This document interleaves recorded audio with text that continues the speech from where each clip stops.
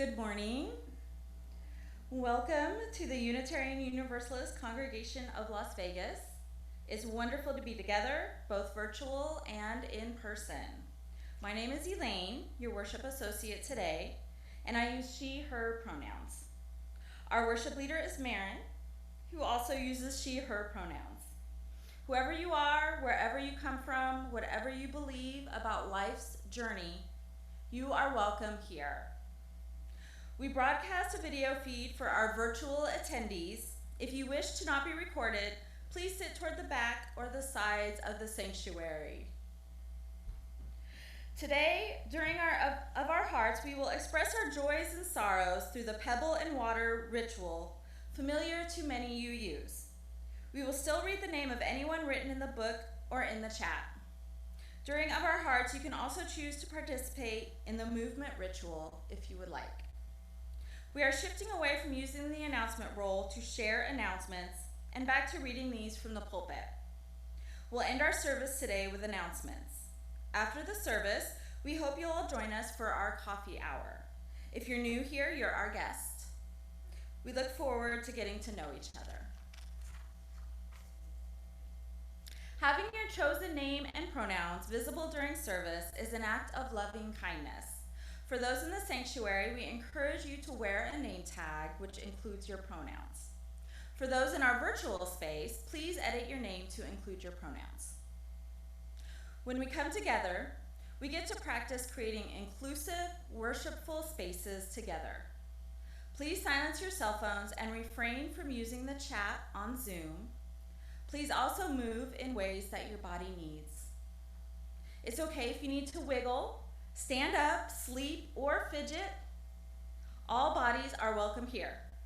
Welcome to our service. It's good to be with you today.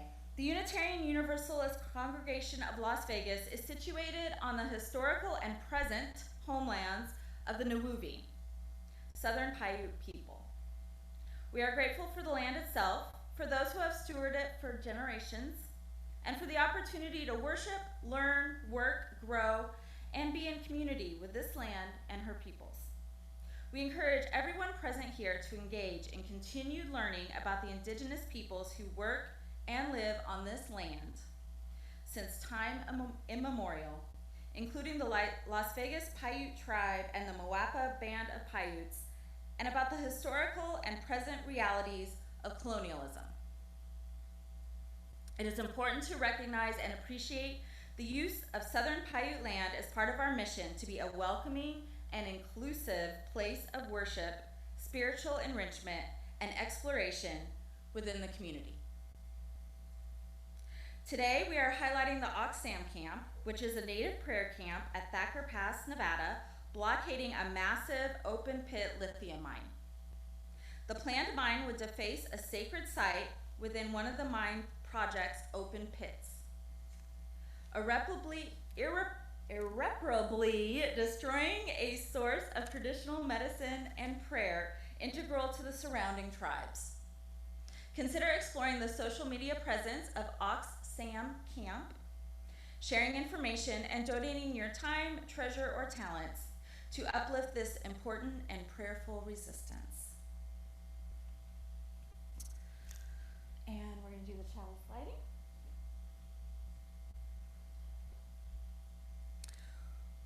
When we gather together, we light the chalice, a symbol of our Unitarian Universalist faith.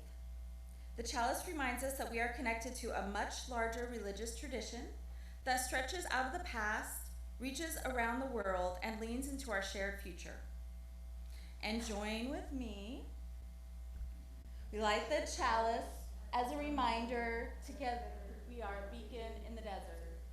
May its light lead the way to love, acceptance, and justice as we strive for personal and societal transformation. And I think I was supposed to ring the bell already. Yeah. I was already supposed to ring the bell.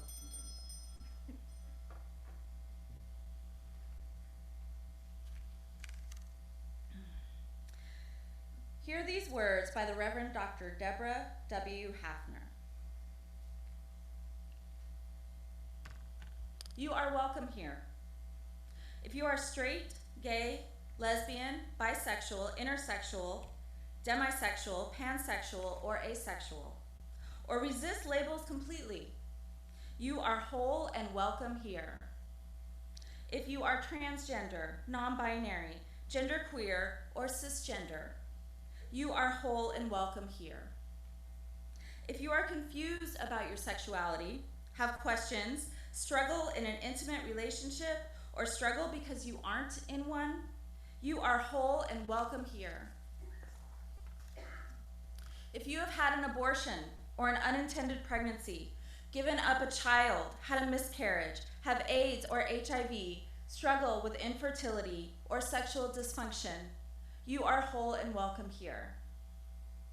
If you have been the victim of sexual abuse, sexual harassment, or sexual assault, you are whole and welcome here.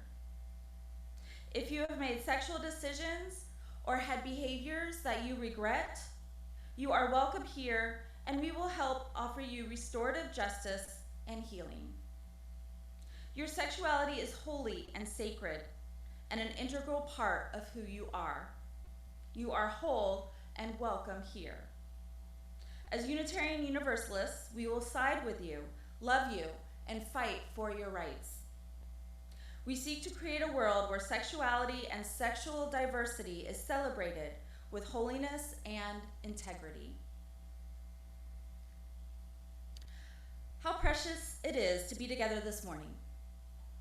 Let's take a moment to witness and greet each other. You might smile, place a hand over your heart, give a wave, or even a hug.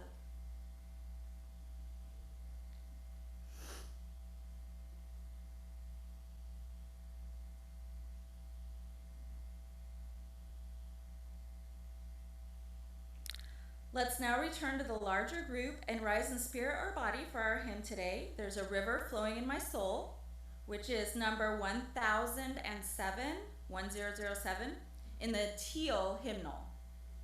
Mairin will lead us in song, and the lyrics are on the screen, or will be on the same screen. All right, this is pretty repetitive and slow, so should be able to do it without accompaniment. Okay. There's a river flowing in my soul. There's a river flowing in my soul, and it's telling me that I'm somebody. There's a river flowing in my soul. There's a river flowing in my heart. There's a river flowing in my heart, and it's telling me that I'm somebody. There's a river flowing in my heart. There's a river flowing in my mind. There's a river flowing in my mind, and it's telling me that I'm somebody. There's a river flowing in my mind. There's a river flowing in my river flowing. There's a river flowing in my soul. All right. So our service today centers on the Supreme Court case of Dobbs v. Jackson. This case, decided last summer, struck down Roe v. Wade. This has been all over the news, and I'm guessing that most, if not all of you, have heard about the overturning of the right to have an abortion. What is less well known is that the Dobbs decision has endangered every right that we have that is based upon the right to privacy.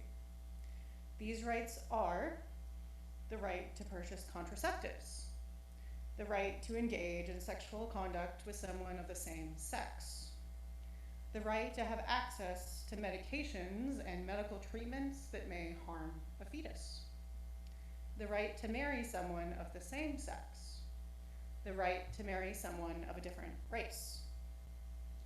The Dobbs decision has galvanized political, social, and physical attacks on women, trans people, and those that are gender nonconforming. Children are being denied access to gender-affirming care, which is shown to significantly reduce the suicide rate. Women and girls are being denied access to treatments for autoimmune conditions, cancer, ectopic pregnancies, ulcers, and many other conditions. Women and children have died and will continue to die because of this decision. Let us not ignore what is happening in other parts of the country in a false sense of security that it could not also happen here. Let us not let down those throughout our country who have been most gravely impacted. So our first reading today is These Bodies by the Reverend Karen G. Johnston. We Unitarian Universalists, who have long been known to be a bit too much in our heads, have been moving towards a more authentic recognition of our bodies, a more genuine relationship with our bodies and in our bodies. Hallelujah and blessed be. These bodies are our homes. These bodies are our being. These bodies without which we can neither have inherent worth nor recognize it in others. These bodies without which we cannot experience the interdependent web of all existence. For it is through our bodies that we are a part of the self-same web. Let us pledge ourselves, the whole of ourselves, to the great collective liberation of all bodies. Let us pledge ourselves, the whole of ourselves, to do all that we can do to protect against gendered violence against all bodies, known and unknown, near and far, stranger or friend. Let us pledge ourselves, the whole of ourselves, to inhabit these bodies, to honor these bodies, to celebrate these bodies, to defend these bodies. So be it. See to it. Amen.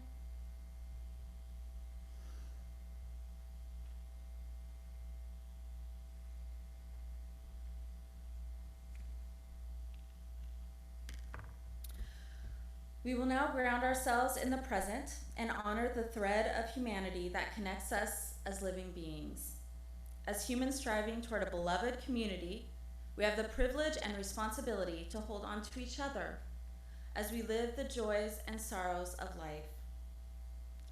Today we will partake in a common UU ritual of marking our joys and sorrows by dropping a pebble in the water. The pebble signifies a lightness or burden on your heart.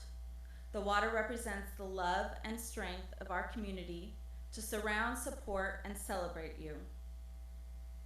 If you would like to participate, please line up along the center aisle. If you have something to share, keep it short, please, and do not touch the microphone. That causes the feedback. For those on Zoom, you can also participate in this ritual by dropping a small pebble into a container of water to represent a joy or sorrow. We may not see you, but we witness you in spirit.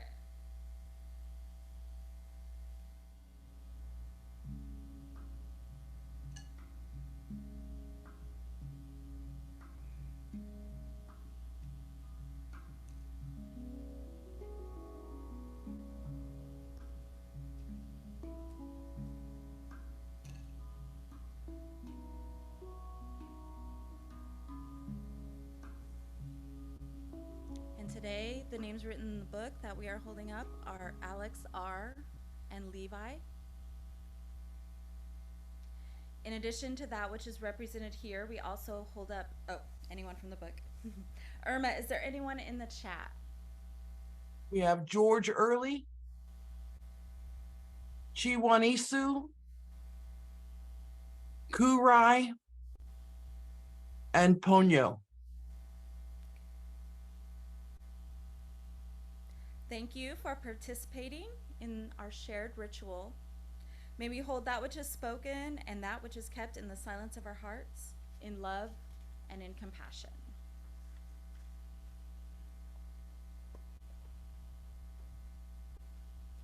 Our meditation today is by Nathan C. Walker. Breathing in, I am aware of my pain. Breathing out, I am aware that I am not my pain. Breathing in, I am aware of my past.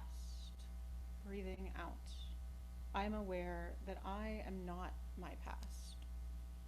Breathing in, I am aware of my anger. Breathing out, I am aware that I am not my anger. Breathing in, I am aware of my despair. Breathing out, I am aware that I am not my despair. Breathing in, I am aware of peace. Breathing out, I am aware that I am worthy of peace. Breathing in, I am aware of love. Breathing out, I am aware that I am worthy of love. Breathing in, I am aware of joy. Breathing out, I am aware that I am an agent of joy. Breathing in, I am aware of hope. Breathing out, I am aware that I am an agent of hope. Breathing in, I am aware.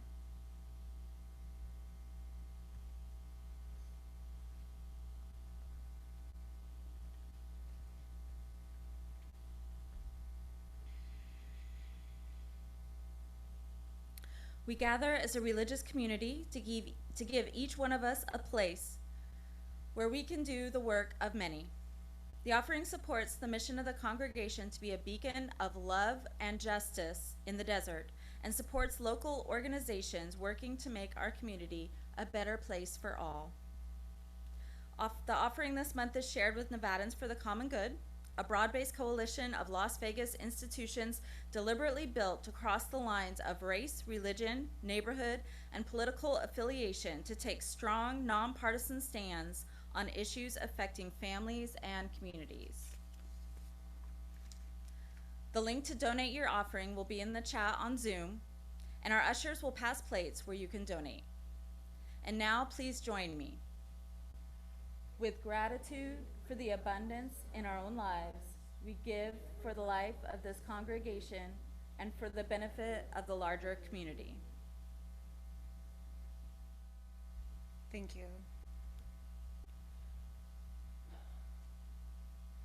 Abortion as a Blessing by the Reverend Julia Hamilton. Abortion is not just a deeply personal choice and a fundamental right, but it can also be a blessing. It can be a life-saving medical procedure. It is a choice that can help heal from violence. It is a doorway to a different life. It is a blessing to so many people who, for whatever reason, are not in a position to have a child. So I say thank you and bless you to all the doctors and nurses and clinicians who have provided abortion care, often at a great personal risk. I say thank you and bless you to all those who have stood at the doors of clinics and escorted patients with love and compassion in the face of hate and shame. I say thank you and bless you to all the friends, partners, and family members who have supported loved ones through the process. I say thank you and bless you to all the elected officials, activists, and organizers who fight year after year to keep abortion legal, safe, and available to all those who need it. And I say thank you and bless you to all of you here today who have had an abortion. You are loved and supported in your choice and in the life that you have today because of that choice. As we go forth from this moment and out into this beautiful and heartbreaking world, we are renewed by the strength we have found in one another. We will fight shame with love. We will fight violence with compassion. And we will fight language of domination with songs of liberation and grace. And we know that we are not singing alone. And now rise and stand as you are willing and able to sing How Could Anyone, which is number 1053, yet again in the teal hymnal. Good morning, y'all. While today's topic is not as fun as pleasure, I am happy to see that you all showed up here today. All over the country, women are losing their rights and their lives. People who would not have died 2 years ago are being turned away from hospitals, made to wait in their cars until they are sick enough that if they don't get an abortion, they will die. Sometimes the calculation is wrong, and they do die. They die senseless, painful deaths that never should have happened. All of this harm might make you wonder, why? Why is this happening in what is supposedly the land of the free? There are a couple of different whys that I would like to explore with y'all today. First of all, the US wants more babies. Our country specifically wants more babies to sell to rich people who have fertility issues. The Dobbs decision, which as mentioned earlier, is the Supreme Court case that struck down the right to abortion, had a very important footnote. Footnote 46 states in part, quote, the domestic supply of infants relinquished at birth or within the first month of life and available to be adopted has become virtually non-existent, end quote. The domestic supply. Everyone with a functioning uterus is seen as merely a cog in the baby-making supply chain. Adoption is big business in this country. It is very expensive to adopt, especially to adopt a baby. People are going so far as to approach women in mommy and me classes to try and buy their babies. People this desperate did not think or did not care about the consequences of that desperation and the corporate interest that has grown to feed, prey off of, and perhaps create that desperation. Not only do the adoption agencies want the supply of babies to increase, the white nationalists do as well. White babies are in higher demand, and white babies are or were becoming less common. We do not yet have data to show what has happened to the racial makeup of babies since the Dobbs decision, but the last census showed that for the first time ever, the white population has decreased in the United States. Those whose power is granted due to a majority white population find this concerning. The second reason why is also tied into greed and racism, because, why not? This is America, after all. It started in the 1970s. There was a meeting of about 15,000 pastors called the Religious Roundtable. They wanted a way to keep their segregated private schools tax exempt. Look around the US and you can tell that they succeeded in their goal. But how? 6 years after Roe v. Wade, they started speaking out about the evils of abortion The Religious Roundtable sent out a memo to other ministers which stated, in part, quote, "To be aligned with Jesus, to have family values, to be moral, one must be against abortion and gay people, and vote for the candidate that is anti-abortion and anti-gay," end quote. That was the birth of the religious right movement in the United States. Born not by those who actually cared about abortion or gay people, but out of greed and racism. A desire to keep their tax-free segregated schools. But abortion rights are not the only thing under attack in a post-Roe world. There's a podcaster in Texas who's went through a divorce recently. His wife initiated that divorce. He wasn't very happy about that. He liked having someone submissive and traditional at home. Someone to cook and clean for him, someone to manage his life for him, someone to raise his children, and statistically anyway, expand his lifespan while shortening her own. So Steven Crowder got on his extremely popular podcast and said that he wanted an end to no-fault divorce. Texas, Louisiana, and Nebraska are now considering ending no-fault divorce. No-fault divorce is incredibly important. What it means is that you do not have to prove a reason why you should be granted a divorce. Traditionally, you had to prove at least one of the following 5 reasons. Your spouse committed adultery, they were cruel enough that the judge would care, which, depending on your judge, good luck. They were currently in prison, obviously the easiest one to prove. Good for you. They were not physically able to have sex, or they were, quote, incurably insane. That last one, sadly, led to a lot of women being locked up for being insane by their husbands. Although these issues were often difficult or impossible to prove, all the reasons for divorce were not even considered grounds for divorce in every state. It also made divorce a much longer and more expensive process. Since no-fault divorce laws started passing in 1969, yay, the suicide rate for wives dropped by somewhere between 8 to 16%. The domestic violence rate dropped by 30%. And the homicide rate of women murdered by an intimate partner dropped by 10%. And this is tied into the right to an abortion. Because once states take away one right, they feel emboldened to take away more. Just look at Florida, who has recently passed a law that any child suspected of being, quote, endangered by gender-affirming care can be taken from their parents.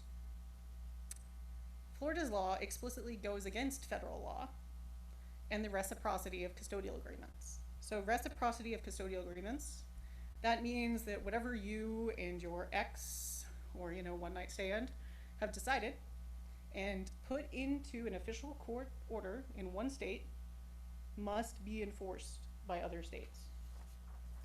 But Florida's law means that your ex can take your kids on a trip to the beach or to Disney, and while there can take away your custodial rights.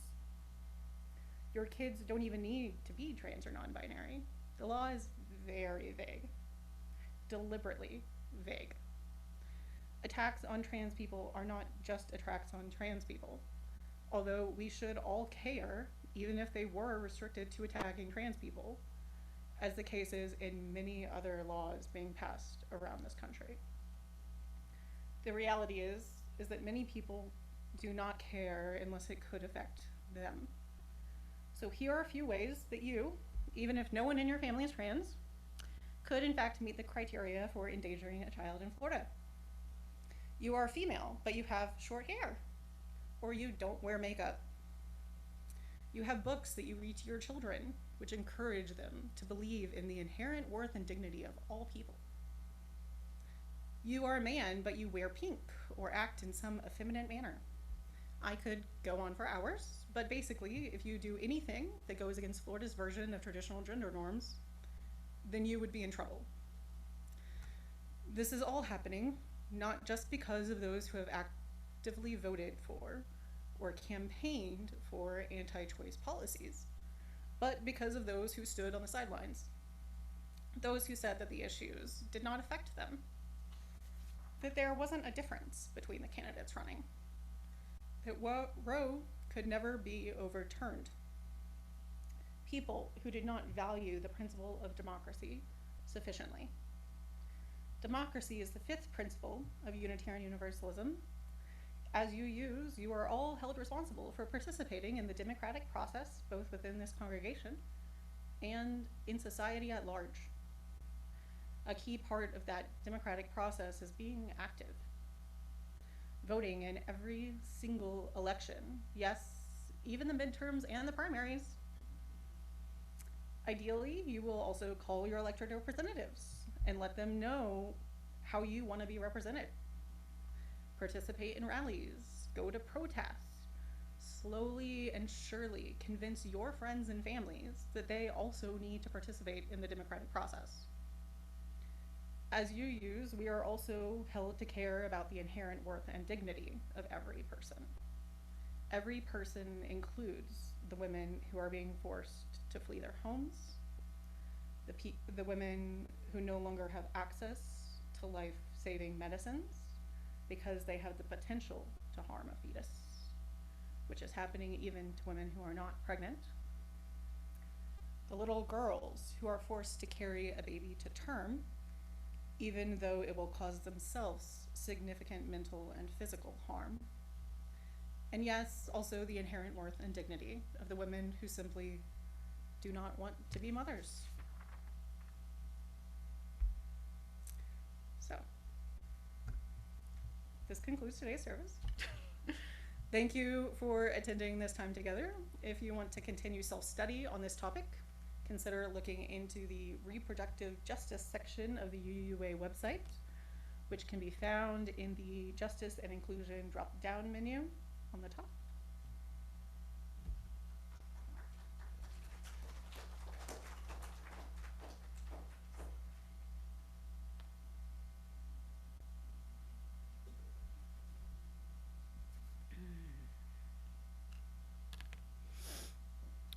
Our benediction today is First Listen by the Reverend Shelley Page. First, listen and learn from those whose lives are so different from yours. Then, passionately speak for justice on behalf of all, that all may live in health, wholeness, and love. Blessings for the journey.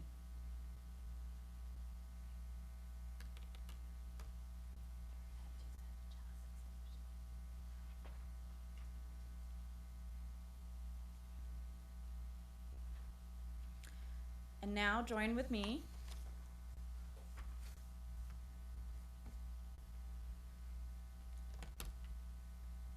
We release that which was called with love and gratitude, and we extinguish the flame, but not our commitment to being a beacon in the desert. This burns brightly until we gather again.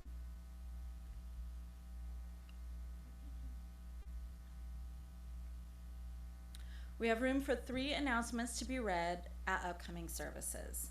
If you want your announcement read, please email Irma by Thursday, and she will get it to the worship associate. Please include the name of the event, the date and time, a contact name, and no more than a 30-word description. Our announcements this week are: there's a UUCLV weekly crafts circle on Monday, July 31st, 1 p.m. to 2:30 p.m. And you can contact Connie C. or Jane F. for more information. The Our Whole Lives Sexuality Program for grades 7 through 9 is starting. Yay! The Caregivers meeting is on August 18th at 6 p.m. There is a UUCLV congregational meeting on Saturday, August 19th at 10:30 a.m. after the food pantry, where we will be saying goodbye to Reverend Gordon and discussing our next steps.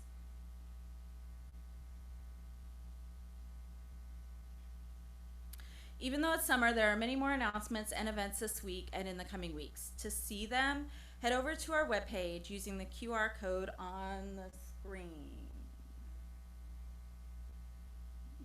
Maybe. Okay. It's also on the website.